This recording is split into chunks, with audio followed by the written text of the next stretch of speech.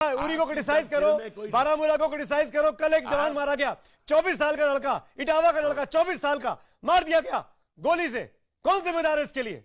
हाँ तो कौन जिम्मेदार है पुरी साहब? हमने उसको फोर्स किया था कि फौज में जाओ, तो वो कौन जाएगा फिर आप जाएंगे? आप मेरा थापर साहब का खून खोल आपकी बात सुन के। बड़ी आपकी इज्जत करते थे, फौज में था, बड़ी इज्जत करते थे, लेकिन ऐसी बात सुन के लड़ा था। शर्म आती है। क्या हम हथियार रख दें? आपके कहने पे आ गया हथियार सब रख दें क्या? कहां? किसने बोला हथियार रख दें? क्या बोल रहे हैं? कर्नल थापर बात कर रहे हैं आपसे पुरी साहब। कर्नल थापर जिन्होंने अपना बेटा करगिल में खोया, हम सबके लिए शहीद हो गए विजय साहब। मुद्दा ही नहीं है जिसपे आप बहस कर रहे हैं पंडित जी। पुरी साहब कीजिएगा, पुरी साहब, अपनी घर की पुरी साहब, उस बहादुर शहादत को आपने तौहीन की है कि किसने कहा था बंदूक उठाए? बताइए, ऐसे बात करेंगे आप? इतने बड़े कलाकार। ये जो आपने नाम बताए, इनमें से पूछा जाए कितने इनके रिश्तेदार फौज में थे कभी भी, ताकि वो अथॉरिटी के साथ बात तो कर सके कि जवान हथियार उठाए या ना उठाए। पुरी साहब आपसे पूछ रहे कर्नल थापर। फौज में मेरा बाप फौज में था, उसका नंबर था 195287।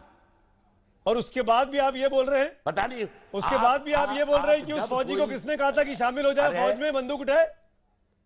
वो हमारी रक्षा करने के लिए वहां पे था बीएसएफ के जवान यादव साहब। हाँ तो हम तो क्या कर रहे हैं? अरे इज्जत से बात करिए पुरी साहब, रिस्पेक्ट हिम प्लीज। हमें उन पे गर्व है।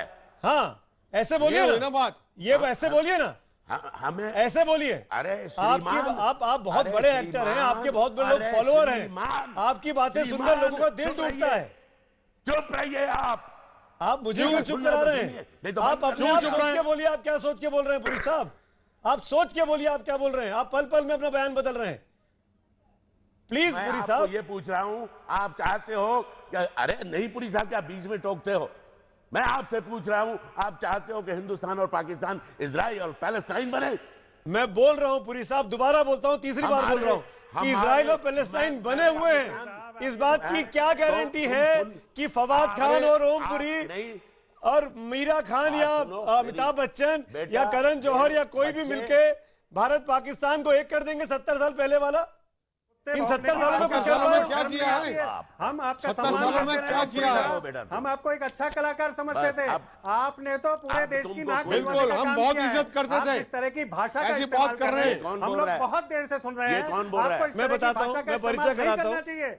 आप हमारे सैनिकों का अपमान कर रहे हैं। एक पाकिस्तानी कलाकार के लिए, आप एक सलमान खान के लिए जो पाकिस्तानी कलाकारों का समर्थन करता है, आप उसके साथ काम करना चाहते हैं, आप उसके साथ पैसा कमाना चाहते हैं, इसलिए पूरी फौज को, पूरी सेना को आप साबित क्या करना चाहते हैं?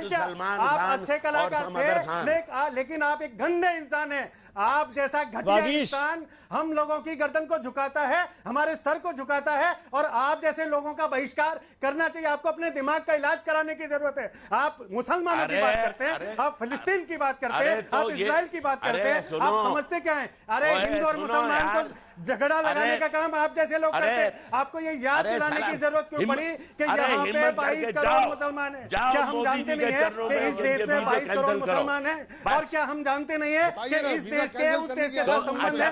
लेकिन उस देश के लोग आतंकवादी बन के हमारी सेना को मार रहे हैं, हमारे लोगों को मार रहे हैं, मुंबई में हमला करते हैं। आप मुंबई में रहते हैं, बोल रहे हैं, घर पे कोई बम फेंकेगा तब आपको चलेगा क्या? या तभी आपको समझ में आएगा?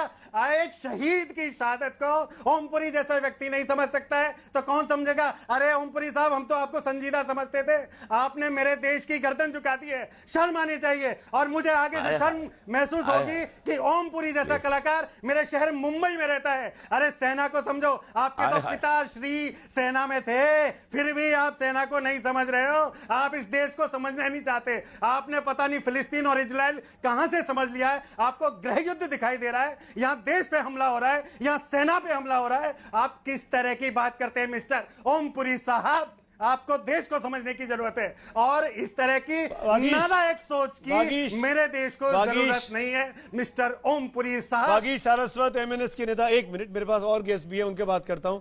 पुरी साहब, अगर आप बोलना चाहते हैं, जवाब देना चाहते हैं वागी सरस्वत का, तो 30 सेकंड है आपके पास। मेरे पास और पैनलिस्ट भी हैं, आप जवाब देना चाहें तो आप दे दीजिए। मैं 20 सेकंड में जवाब दूंगा आपको।